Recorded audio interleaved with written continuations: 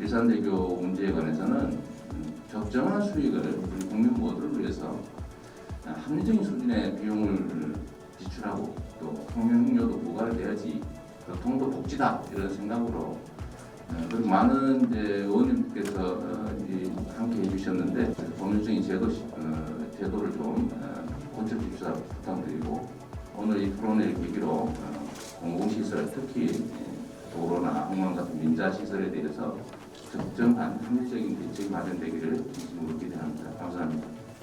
네, 고맙습니다. 일단 민자 투자 사업 도입 배경을 살펴보면 사회복지 예산은 지속적으로 증가하고 있고 도로철도, SOC 예산은 계속 감소하고 있습니다. 이러다 보니까 재정 효율성 측면에서 필요한 SOC 사업을 공급을 해야지 되니까 민간의 풍요로운 자금을 효율성과 창의성을 발휘해서 도입을 해서 SOC를 지속적으로 확대하자. 일단 민간 투자 사업을 보면 중부관청이라는 게 있습니다. 그러니까 설계하고 건설해야지 되는 건설사가 들어가게 되겠고요. 설계하고 건설하려고 하면 돈이 필요하겠죠. 금융권이 들어와서 돈을 빌려줘야지 됩니다. 그 다음에 마지막으로 완공된 다음에는 30년 동안 운영해야지 되는 운영회사가 들어오게 돼서 이렇게 건설회사, 금융회사, 운영회사가 특수목적 법인이라고 해서 별도의 회사를 만들어서 건설을 하고 운영을 하게 되는 게 민간투자 사업입니다. 민간투자 사업 방식도 한번 살펴보면요. 여러분들이 많이 들어보셨던 게 이제 BTO 사업이라고 해서 빌드, 만들어서 트랜스퍼, 금관청에서 기부 채납을 하고 그 다음에 오퍼레이트, 운영을 하는 거예요. 수익형 사업이라는 건 뭐냐면 30년 동안 이용자들한테 돈을 받아서 충분히 자기네들이 수익을 내면서 원금을 회수하는 구조가 되겠죠.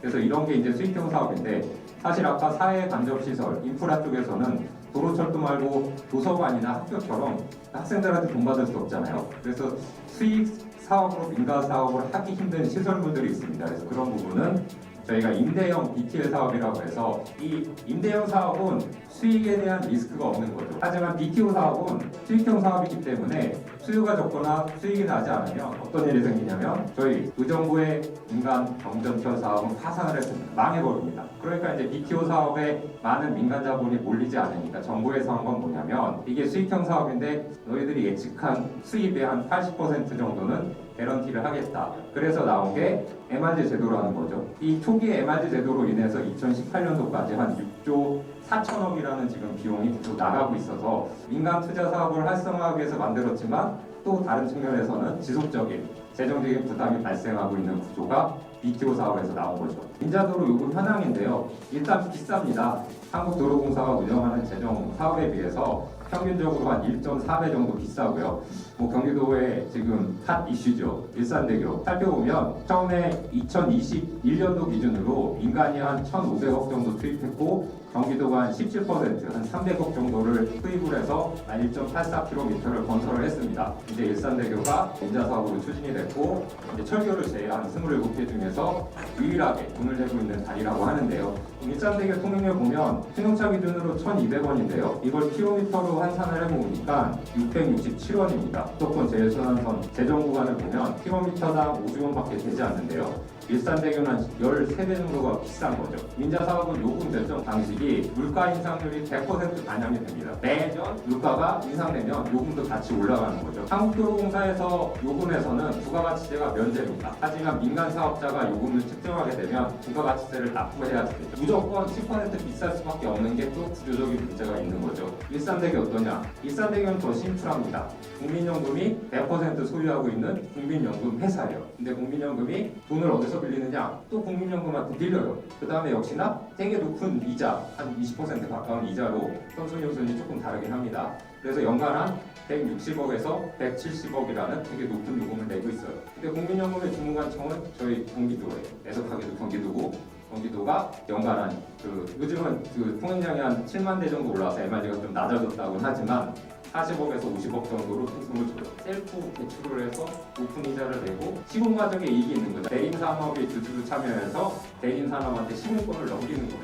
일산대교 같은 경우는 5,000원짜리 주식이 10,000원이 됐고요. 수도권 제일순환선 같은 경우는 5,000원짜리가 14,000원이라니까 최고죠. 대법원 판례에서도 풍선위의 높은 금리를 인정을 하고 있습니다. 이러다 보니까 어쩔 수 없이 불공정한 요금이라는 게 나오고 우리 시민들은 어쩔 수 없이 또 요금 부담을 지우면서 생활을 해야 되는 그런 문제가 생기는 거죠. 민자 도로는 태생적으로 요금이 비쌀 수밖에 없습니다. 그러면 더 이상 민자 사업 안 했으면 좋겠어요.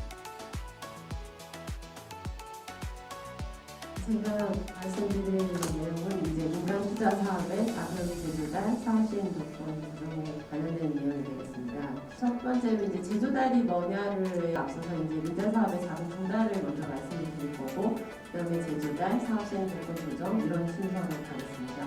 CCI라는 게 이제 분석이고, ORI는 운영 수입입니다. 오퍼레이팅 레빈이라고 하죠. 그리고 그거를 수입을 받아서 OCI 운영 오퍼레이팅 코스트를 제외한 돈으로 투자비를 건설비를 회수해 가는데 사업 수익률만큼 이제 받는 사업이 민자 사업이다. 수익자 부담 능력이 있는 사업, 수익자 부담 능력을 원칙으로 하고 있습니다. 효율성, 뭔가 민간에 참여한 효율을 통해서 좀 효율적으로 운영하겠다. 그런 것을 이제 기본으로 하고 있습니다. 운영비도 조달을 해야 되고 사업비도 조달을 해야 되기 때문에 그 투자비와 운영비 회수를 전제로 하고 있습니다. 그 요금 인하를 지금 정부는 유도하고 있습니다. 그래서 저희가 생각하기에는 정부가 요금 인하할 수 있는 방법은 사실은 협약 체결 전에 가장 크게 할 수가 있습니다. BTO-A 방식이라든지 혼합형 방식이라든지 수익률이 과거 BTO 방식보다는 한 반절 정도로 낮출 수 있는 그런 사업 방식을 도입을 한다든지, 아니면 재정 지원을 많이 해준다든지, 아니면 이제 평가 시에 경쟁이 활성화돼서 평가에서 낮은 요금에 대한 가점을 부여한다든지, 이런 식으로 협약 체결 전에는 할 수가 있는 것이고, 협약 체결 이후에는 지금 아까 섀도우 톤 방식이 이거에 좀 부합한다고 보입니다. 요금 미인상 보조금을 주는 거죠. 그래서 요금 미인상 보조금을 지급한다든지, 지금 저희가 하고 있는 자금 제조달 이익 공유나 사업 시행 조건 조정, 이 세 가지가 지금 저희가 쓸 수 있는 툴이라고 볼 수가 있습니다. 또 하나는 유료로 하는 건 좋은데 너무 비싸다. 이게 이제 주로 이제 고속도로의 문제 같습니다. 그리고 첫 번째, 무료로 해야 될 건데 이걸 돈을 받는다. 이 문제는 고속도로가 아닌 일반 도로, 지방도로, 국도 이런 오늘의 문제가 되고 있는 일산대교, 마창대교, 이시령 터널 이런 것들이 다 국민들이 일상적인 생활하는데 꼭 필요한 도로들이죠. 그런데 돈을 받고 있다. 이것이 이제 문제라는 겁니다. 헌법적인 측면에서도 국민의 이동권을 보장하는 공공 인프라가 이 돈을 받는 유료화된 것에 대한 분명한 문제 제기가 있는 것이고, 문제의 핵심은 그 당년뿐만 아니라 향후에 이제 36년까지 가게 되는데 전체 지급해야 될 MRG만 거의 4천억에 육박한다는 거죠.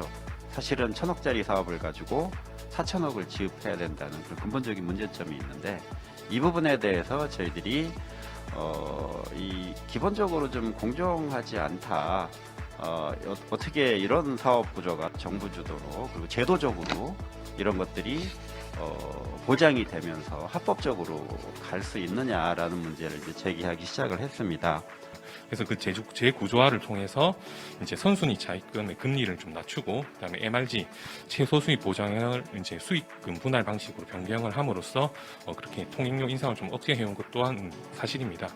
네, 그럼에도 불구하고 현재 마창대교를 이제 이용하는 시민들은 타 유료 도로와 비교했을 때 불합리하고 할 정도로 이제 많은 통행료를 부담하고 있고, 철도 같은 경우에도 그 BTL이 많이 진행이 됐습니다. 그래서 일부 대출 약정서에서는요, BTL 같은 경우에 정부가 임대료와 운영비를 지급하고 있음에도 불구하고 금리가 인하됨으로 인해서 대출 기간이 예상된 그 대출 원료금 상한이 모자라는 부분을 운영비에서도 이렇게